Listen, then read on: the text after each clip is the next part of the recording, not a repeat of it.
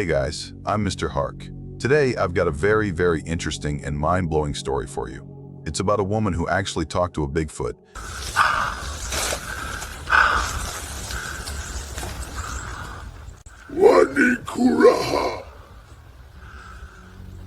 and even captured a clear, strange piece of footage where the creature can be seen shouting actual words. Now, there's something called samurai chatter. You can look it up on Google. It's a term used by the BFRO, the Bigfoot Field Researchers Organization.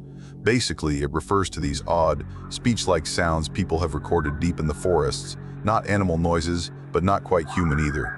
The tone is rough, fast, and deep, almost like someone trying to speak a real language we don't understand. And here's where it gets crazy. In her footage, you can hear Bigfoot yelling words that sound exactly like that same samurai chatter people have talked about for years. So, I don't know if the footage or the story is real or not, but later, she did her research and believes she cracked what those words actually meant. And what she discovered is absolutely mind-blowing. So before that, make sure to like and subscribe. It really helps the channel and keeps these stories coming. Alright, let's begin. People think the wildest part of my story is that I have Bigfoot on video. Not a blurry shape, not a shadow. A 10-second clip where you can see him step out of the trees, scare off 2 mountain lions, and shout something that sounds like a word. That's not the part that really messes me up. What gets me is my son's knock on the door at 3 in the morning. 3 soft taps, and the feeling, before I opened it, that something was standing behind him on the porch.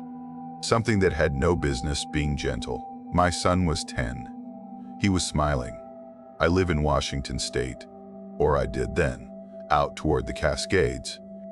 You drive past the last decent diner, past the last strip mall, and the trees start closing in. You lose cell service. The road narrows.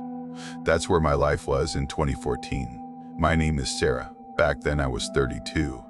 Divorced, working at a little gas station on a state route, and raising my kid in a small rented cabin up a gravel road. Now I'm older, and I'm only talking because I'm tired of carrying this alone. I'm not giving you coordinates. I know what people think when they hear Bigfoot. I'd be thinking the same if I was you. But those 3 days when my son was gone, those were real. The search teams, the dogs, the ranger, the sick feeling in my chest, all real. The broken door, the basket of fruit, the 10 seconds of shaky video I still have on an old phone where he shouts, "Wani ku raha," so loud the microphone crackles. That's real too. You can think whatever you want. I just need to say it. My life before all this was small. Not in a bad way, just ordinary. The station where I worked was one of those places with flickering fluorescent lights, humming coolers, and coffee that tasted burnt by 10 a.m. Locals used it like a community hall. Old loggers, a couple of hunters, truckers passing through. My cabin sat back off a gravel road, surrounded by firs and cedars. One other house down the road, an older couple that went south for the winter. Otherwise, just trees and the sound of rain on the roof. I told myself I liked the quiet. After the divorce, silence felt like proof that I'd gotten my kid away from shouting and slam doors. Denny was 10 that September. Skinny, all elbows and questions. He was a talker. He'd watch some cartoon or nature show and then corner me in the kitchen to repeat every fact he'd learned. Because of my schedule, he spent a lot of afternoons home alone. I'd get him off to school, work the day shift, and most days I was home by 5. But there were gaps. He'd come in, drop his backpack, make himself a sandwich, kill time with homework and TV until I got back. I told myself we were out of town, so it was safer. Fewer people around, no bad influences. It sounds stupid when I say it out loud now. It started on just another one of those afternoons. I came home tired, smelling like coffee and gasoline. The sky was that flat gray we get here, where you can't tell if it's raining or just thinking about it. I opened the door and he was right there in the entryway, jittery. Mom, you're not gonna believe what I saw. That wasn't new. Usually it was about a kid at school or some cartoon. I kind of brushed past him, kicked off my shoes, set my bag down. "What, buddy?" I said, already half thinking about what we had in the fridge. "I saw Bigfoot," he said, dead serious. Eyes wide, voice steady. I laughed. Not mean, just tired. Yeah? Where at? By the trees, he said. By the line of trees near the stump.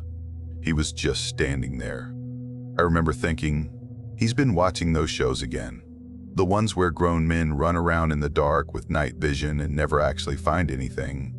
It was probably a bear, I said, walking into the kitchen. They stand up sometimes.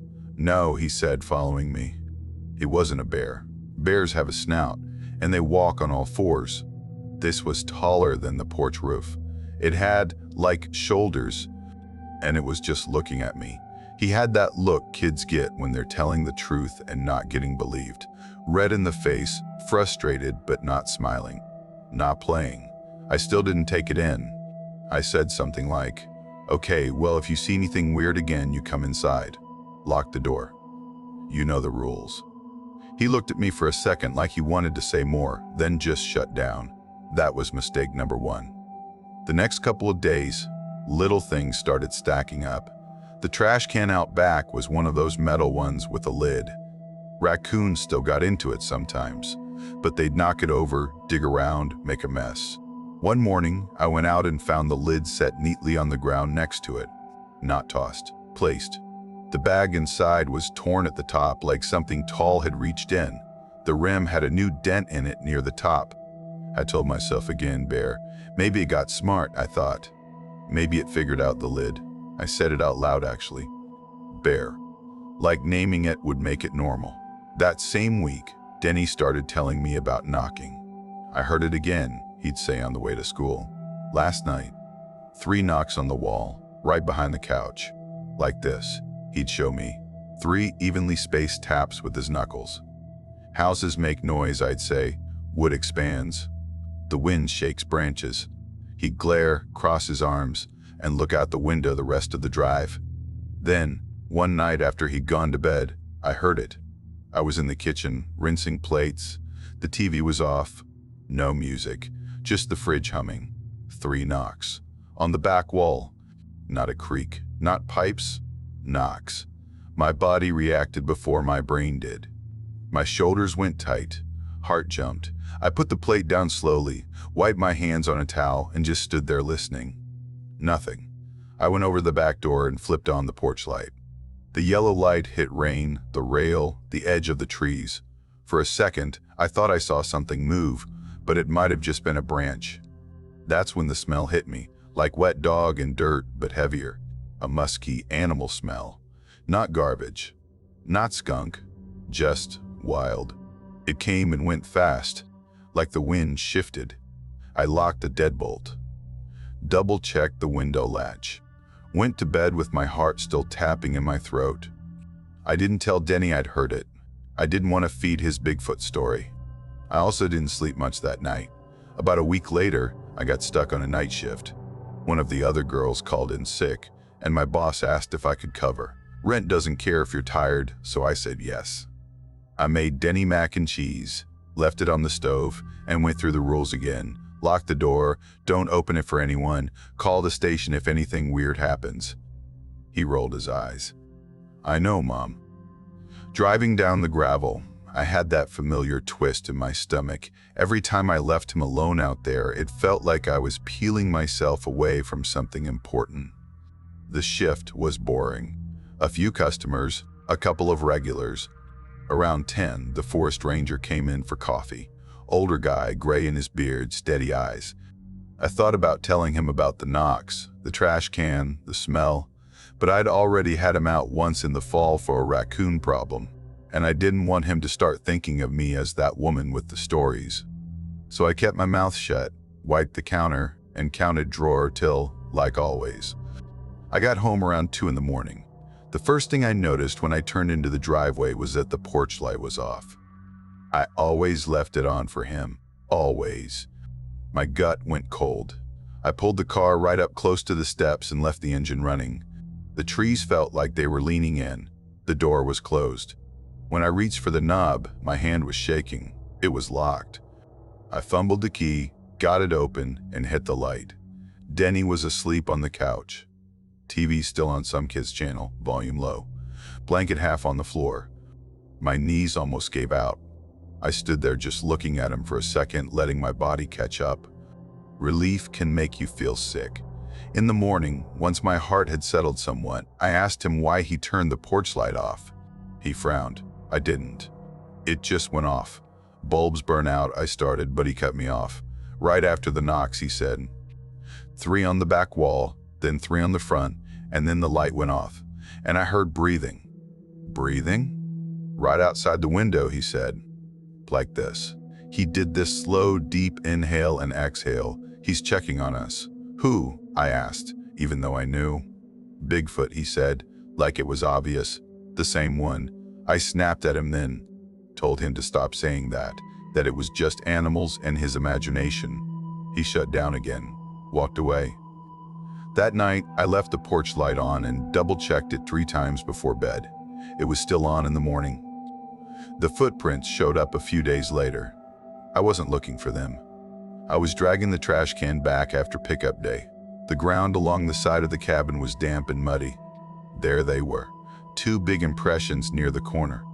Not just vague dips. You could see toes. 5. They were longer than my boot by a good third. Deep. The mud was pushed out around them like something heavy had stepped there. The stride between them was big too, farther apart than I could comfortably step. I remember just standing there, one hand on the trash can, staring. Human? No. Not barefoot, not out there, not in that cold. Bears? Bears don't leave prints like that, and not in a straight 2-footed line that close to the house.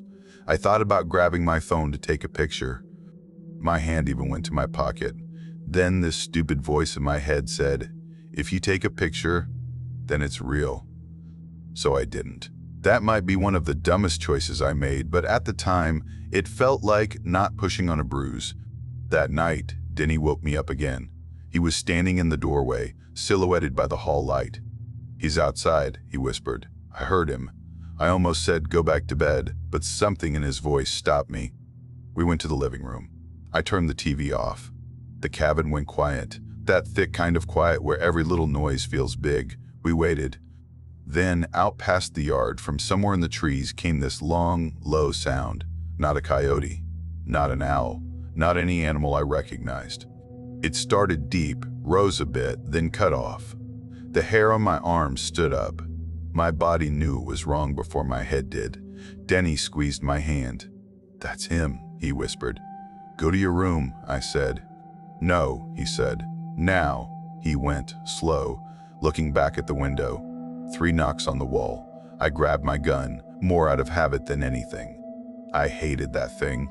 It made me feel small and big at the same time, and I didn't like either feeling. I went to the back door, flipped on the light, yanked it open. Rain. Trees. The shed. Nothing there. But the feeling stayed, like somebody had just stepped out of sight. The next day, I called the ranger. He came out in the afternoon, walked the property line with me, checked for tracks. He saw the smudged marks where the prints had been, but they'd been partly washed out by more rain. He was kind. Told me about bears, cougars, elk. Said animals come down close to houses sometimes, especially if people leave food out. I told him about the knocks. He said wood shifts. Old cabins creak. Sound carries weird in the forest. I mentioned Bigfoot once, almost as a joke, and saw something close down in his face, a little shudder behind the eyes. We get those calls sometimes, he said. 9 times out of 10, it's a bear or someone drinking. Denny stood off to the side, listening. When the ranger drove away, he turned on me. You don't believe me, he said. I believe you're scared, I said. I believe something's happening. But we can't just jump to Bigfoot, he finished for me. You can say it. I didn't. He went into his room and shut the door. That was the last normal day before he vanished. The day he disappeared, the weather was all over the place.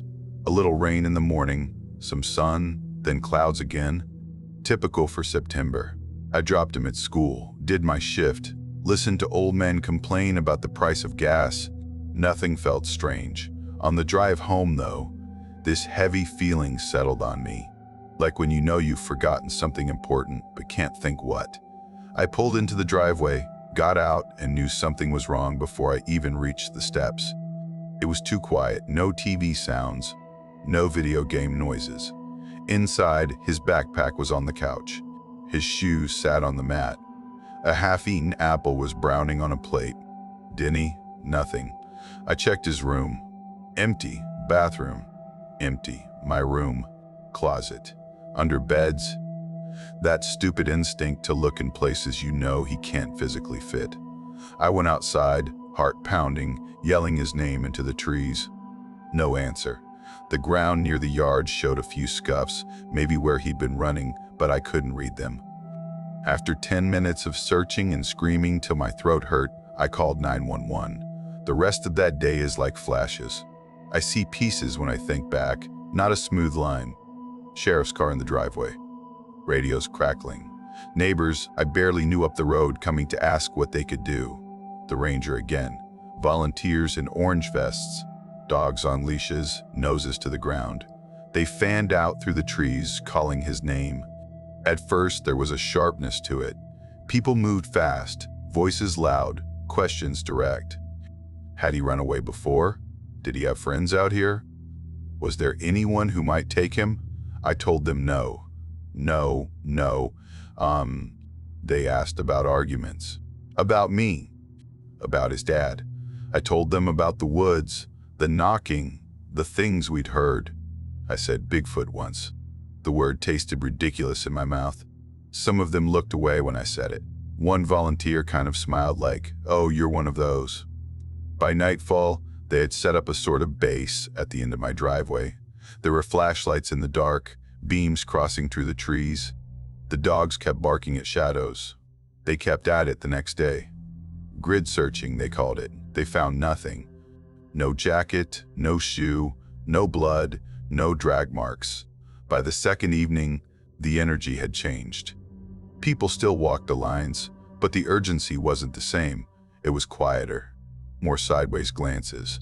They started saying things like, "Kids are resilient," and sometimes they hunker down when they're scared. By the third night, most of the volunteers had gone home. The sheriff promised they'd keep patrols on the roads. The ranger said he'd be out again in the morning. They left me in that cabin, in my son's empty room, with his pillow still dented where his head had slept. I lay there, eyes wide open, and went through every horrible scenario a mother can think of. Around 3 in the morning, I gave up on sleep and sat on the edge of my bed. The house was so quiet I could hear the clock in the kitchen. 3 knocks, soft, on the front door. My whole body went ice cold. I walked down the hall, every step slow. The living room lamp was on low, just enough to see the shape of the door. "Who is it?" My voice shook. Silence. Then, clear as anything, right on the other side of the door, "Mom, it's me." I almost dropped right there. "Denny?" "It's me," he said. "Please open the door." My hands fumbled at the lock. I opened it. He stood there on the porch, muddy, clothes wrinkled, face a little thinner. He didn't look broken. He didn't look like a kid who'd been alone in the woods for 3 days. He looked okay. Behind him, filling the top of the doorway, was a shape. Tall, broad, dark against the night. My brain didn't treat it like, "Oh, that's Bigfoot." It treated it like, "This is too big. You cannot understand this right now. Focus on the part that's your kid." I grabbed Denny by the shoulders and yanked him inside, stepping between him and the thing. Up close I could see more. Hair, lots of it. Brown, with bits of mud and sticks caught in it. Shoulders wider than the whole door frame. The porch light hit part of its chest and face. Its eyes were dark, not glowing, just there, focused. Not flat like an animal's, but not human either. Something in between. I raised the gun.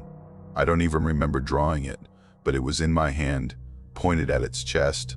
"Get away from my house," I said. My voice sounded too thin. Behind me, Denny grabbed my arm. "Mom, don't," he yelled. "Don't hurt him. He's Uncle." The creature's mouth moved. It made a deep, short sound. My whole body flinched. The gun went off. The blast in that small entryway was like getting slapped in the head. My ears started ringing. The bullet went up into the porch roof. The creature jerked back, not like it'd been hit, more like it was startled. He grabbed the porch post once, then let go and stepped backward into the dark. In that split second, our eyes met. I swear to you, there was no animal panic there. There was confusion, maybe even hurt. Then he was gone. One step into the shadows, and it was just trees again. I slammed the door, locked both locks with shaking hands. Denny started hitting my arm. "Why did you do that?" he yelled. "It brought me home." I dropped the gun, pulled him into me so hard he wheezed. "Where were you?" I sobbed. What happened? What he told me next changed everything I thought I knew about what's in those woods. We didn't sleep the rest of that night. We sat at the kitchen table, both of us wrapped in blankets, the house feeling too small and too big at the same time. "Tell me everything," I said. No jokes, no stories, just what happened. He nodded, serious, hands flat on the table. He said he'd seen a rabbit in the yard that afternoon, near the edge of the trees. He followed it, like kids do, figuring he'd go a few yards and come right back. The trees swallowed the cabin faster than he expected. One minute he could see the roof, the next it was gone behind branches. He turned around, thought he was walking back, but things looked wrong. Every tree looked like every other tree. "It got quiet," he said, "too quiet. I yelled for you. You didn't answer." He told me he started to cry. He walked more, probably in circles, until it started getting darker. Then he heard something big, moving. "Like a bear?" I asked. He shook his head. "Heavier, like thumps in the ground." He said he froze. He thought it was a bear, and he remembered you're not supposed to run from those. Then something stepped out from behind a tree. "Was it Uncle?" I asked. He nodded. "He was taller than I remembered," Denny said, "and closer. I thought I'd pee my pants." He said the creature looked at him, then tilted its head like it was listening. Then it reached one hand out, palm up. He hesitated, said his legs wouldn't move. Then finally, he stepped forward and put his hand in that huge palm. "It was warm," he said, "not like an animal, like a person's hand, just bigger." I don't know why, but that detail haunted me. He didn't pull me, Denny said. He just held on and walked, and I walked too. They went through the trees, up and down small rises, over rocks. Every time Denny stumbled, the creature stopped until he caught up. Eventually, they got to a rock face with a dark opening. "A cave?" I asked. He nodded. He took me inside. It was cold, but not like outside, and there was another one. He called her Auntie. She was shorter. Not by a lot. She had lighter hair around her face, he said. She looked at me like you look at kids at the store, like checking if I was okay. Inside, he said, there were ferns piled up in one corner, like a bed. There was a trickle of water along one wall. Uncle gave him berries. Big ones, different from the ones near our house. He tried to give me raw fish, Denny said, making a face. I couldn't eat it. I almost threw up. So he just gave me more berries. I asked if he was scared. At first, he said, but he kept making these sounds, like talking, low. An auntie sat near me. She would make these humming noises. I felt okay. He slept there between them on the ferns. Woke up, ate more berries. At some point, he heard men. I knew they were men, he said. They talked normal, and they had guns. He said Uncle heard them first. His whole body went still. Then he stepped to the front of the cave, blocking the entrance with his size. Auntie pulled Denny back into the dark part, behind some rocks. I could hear the men walking by, he said. They were cussing, and one of them said, "Tracks went this way." Another man said something about finally getting a shot at one. Denny said he saw the barrel of a rifle for a second through a crack. They didn't come in, he said. Uncle was very still. He made this low sound, like and Auntie hushed me when I started breathing fast. When the men moved away, Uncle relaxed. He turned and made a longer sound to Auntie. She answered. He talks a lot, Denny said. It's like us, but not. On the third day, Denny said, he told Uncle, I want to go home. I tapped my chest and pointed, he said. And I said home like 10 times.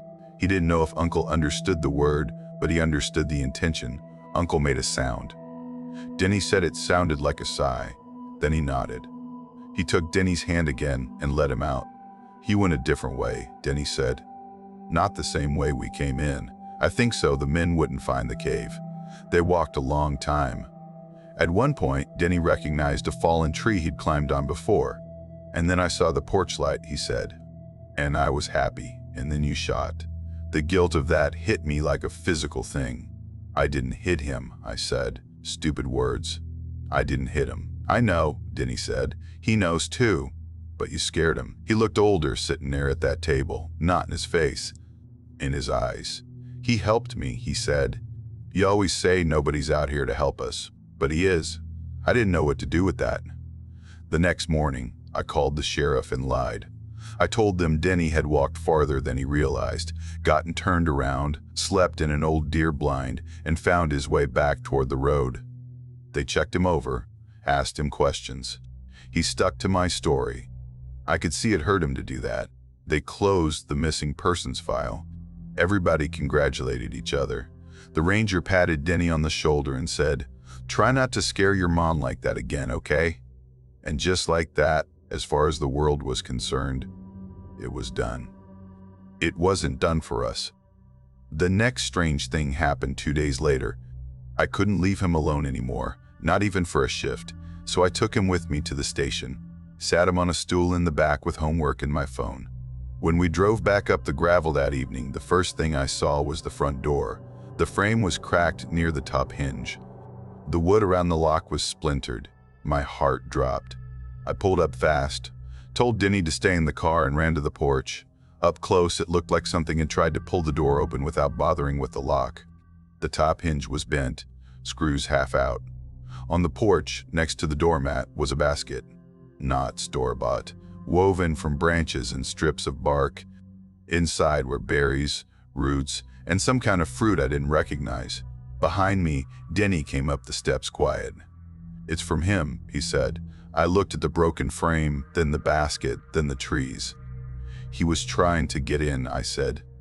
"Maybe he thought he broke it last night when he ran," Denny said. "Maybe he brought food to say sorry." His brain went to apology, mine went to force. That difference stayed with me. We went inside together. Nothing was missing. A couple of picture frames had fallen. That was it. We had to prop a chair under the doorknob to feel okay sleeping that night. The basket sat on the counter. I didn't touch it at first. It felt like evidence or a threat, or both. After a few days, when the berries started to soften, I washed one and ate it. It tasted like a berry. Denny watched me. "He cares," he said. I didn't answer. After that, small things kept happening. Sometimes I'd find 3 stones stacked on a stump at the edge of the yard, not in a messy pile, balanced. Sometimes there'd be a feather tucked into the porch rail, not a little one, big. Every once in a while, late at night, I'd hear a low whoop from far away, then another answering. I started searching online when I couldn't sleep. Bigfoot language. Bigfoot sounds like talking. That's how I found those old recordings people call samurai chatter. Hunters in the mountains had captured strange, speech-like sounds in the 70s. Deep, fast, almost like someone speaking a language with marbles in their mouth. I put headphones on so Denny wouldn't hear. The first time I played one of those clips, I had to take the headphones off halfway through. My skin was crawling, parts of it sounded too familiar. There was one section where you could hear something like, "Wani ku raha." I froze. Later, Denny came into the room while I had it playing on low. He stopped dead. "That's him," he said. "That's Uncle." "You're sure?" He nodded. "He said that when we left the cave, and when he thought the men were close." People in the comments had all kinds of theories. Some said it was just nonsense syllables. Some said it was fake. A few pointed to phrases in native languages. One person said something about it sounding like a phrase meaning, "I'm here, don't be afraid." I kept coming back to that line, "I'm here, don't be afraid." If that's what he'd been trying to say to my son out there, it messed with my head more than if he just roared. The day I got the video, the weather was good. Blue sky, some streaks of cloud. One of those rare, crisp days where you can smell everything. I had this restless feeling, cabin fever. I'd been keeping close to the house, not going far into the woods. We used a little creek down the hill to fill jugs sometimes, when I was too lazy to drive into town for water. That afternoon, with Denny at school, I took 2 empty jugs and decided to walk down there. I had my phone in my hand because I'd been checking messages. I never put it back in my pocket. The path was quiet, just the crunch of my boots and the distant trickle of the creek. The air smelled like wet leaves and cold stone. At the water, I crouched on the rocks by the edge, started filling the jugs. The water was so cold my fingers ached. That's when I felt it. Not a sound, just that pressure on the back of your neck. The sense that eyes are on you. I straightened slowly and turned my head. On the bank above me, maybe 30 feet away, a mountain lion stood. Big, muscled, the color of dry grass. Tail twitching, eyes locked on me. My mouth went dry. I remembered bits and pieces of advice. Don't run, make yourself big, talk loud. I slowly lifted my arms, the phone still in my hand. My thumb hit the screen. I must have tapped the camera icon by habit. "Hey," I said. My voice sounded thin. "Go on, get." It didn't move. Then, from my left, back in the trees, I heard another sound. A second lion stepped into view. Lower, closer. 2 of them. I knew, in this calm, horrible way, that they were between me and the path home. I took a tiny step back. My boots slipped on a wet rock. I almost went into the creek. A roar crashed out from the trees behind the lions. Not a lion roar. Deeper, rougher. It hit me in the chest. Branches snapped. A trunk shook. He steps out then. Bigfoot. The camera shakes like crazy, but he's there. Full height, framed by trees. You see this massive hair-covered chest. Long arms. The outline of a head with a heavy brow. The light catches parts of his face and shoulder. The lions don't hang around to study him. They bolt. He's looking in my direction. He draws in a breath. You can see his chest expand. Then he shouts it. "Wani kuraha!" The sound hits the phone so hard the microphone distorts. On the clip, every time, that part makes the speakers buzz. You can hear my breath hitch in the background. He doesn't charge, doesn't rush. He stands there a second more, chest rising and falling, eyes locked somewhere near the camera. Then he turns sideways, takes a few heavy steps, and disappears back into the trees. 10 seconds. That's all, but it's clear. You can see him. You can see the mountain lions. You can hear the word. When I watch it now, part of me still thinks, that can't be real. But I remember the cold of the creek on my hands, the ache in my knees, the way my heart hammered so loud it drowned the water out. It was real. I walked back to the cabin in a kind of numb state. Once I was inside, door locked, curtains drawn, I sat at the table and played the clip again. I turned the volume down low and just listened to his voice, compared it in my head to the samurai chatter recordings. The rhythm was the same. The sounds fit right into that same pattern. Wani kuraha. I thought about Denny saying that's what he heard in the cave, and when Uncle brought him home. I thought about that comment online. I'm here, don't be afraid. I couldn't say for sure that's what it meant. I'm not a linguist, but deep down, that's how it felt. He stepped between me and 2 lions and shouted something that sounded a hell of a lot like, "I'm here, don't be afraid." It twisted me up. I now had what people dream about, clear video, proof. Something that would go viral in an hour and have networks calling. And the first feeling I had wasn't excitement. It was dread, because I knew exactly what would happen if it got out. People with guns, people with traps, people saying words like specimen and trophy. The same kind of men Denny heard in the woods. I put the phone down and went to the sink and threw up. After that, the way I thought about him changed. He wasn't just some maybe thing in the trees anymore. He was on my phone, in my hand, in my house. I started treating the edges of the yard like a border between 2 neighborhoods, ours and theirs. Sometimes I'd leave a small bag of apples at the tree line, then back away a bit and wait. Most times nothing happened while I was out there, but once I heard a heavy step, a low murmur. When I came back later, the apples were gone. Sometimes, late at night, I'd be doing dishes and feel eyes on me. I'd look up and see nothing but my reflection in the window. We settled into a strange kind of truce. Denny would stand at the edge of the grass sometimes and talk softly into the trees. "How was your day, Uncle?" he'd say. School was dumb. Math tests sucked. I'd watch from the porch, heart in my throat, ready to run to him or run away. I wasn't sure which. "Does he answer?" I asked him once. "Not in words, I get," he said. "But I know when he's there." I believed him. One evening, a few months later, right when the days were starting to stretch a little longer, Denny and I were sitting on the porch steps. We weren't talking about any of this, just school, work, bills. Out of nowhere, he said, "Do you want to see where I was? Where you were when?" "In the cave," he said. "With them." The thought of going that far into the woods made my stomach twist. I hadn't even walked to the creek alone since the lion incident. "We'll get lost," I said. "And I'm not dragging the sheriff out here for round 2. "We won't," he said. "He'll take us." Just the way he said it made my skin prickle. The air shifted. The woods went from background to present. It's hard to explain. You just know. It's like when someone walks into a room behind you. The air moves. From the trees, we heard a low whoop. Denny stood up. "Uncle," he said quietly. I should have told him no. Should have scooped him up, gone inside, locked the doors, and pretended none of this ever happened. Instead, I stood too.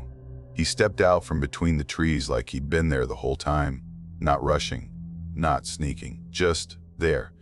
He stayed at the edge where the grass turned to undergrowth. Up close again, he was as big as I remembered. Maybe bigger. It's hard to tell with your heart pounding. He made a short sound, not loud. Questioning. Denny walked right up to him. If he'd reached down, he could have rested his hand on my son's head. He didn't. He turned, looked over one shoulder at us, and then started walking into the woods. Denny glanced back at me. I followed. We moved in a line. Him in front, Denny a few feet behind, then me. The path wasn't really a path. To me, it looked like random forest. But every time we reached a deadfall or a dip, he chose the easiest way through it without even looking. The light changed as we went. It got cooler. The sounds of the road, faint as they are out there, disappeared. At one point, my foot slipped on some moss. I grabbed at the closest thing, which was his forearm. His hair was coarse under my fingers. The muscle underneath was solid in a way I've never felt on a person. He stopped, looked at my hand, then at me. "Sorry," I muttered, pulling away. He made a low sound, not angry. If I had to label it, I'd say it sounded amused. We walked on. After what felt like a long time, but was probably 20 minutes, the trees opened a bit, and I saw the rock face. The cave mouth was smaller than I'd pictured. Just a dark cut in the stone, ferns hanging around it. The air coming out was cool and damp. It smelled like wet rock and old leaves. A shape moved in the shadows. Auntie, she was shorter, but still towering over me. Her hair seemed lighter in color, especially around the face. Her eyes went to Denny first, then to me. I had this crazy urge to say, "Hi, I'm Sarah," like we were at some uncomfortable family reunion. Instead, I just stood there, heart beating so hard I could feel it in my tongue.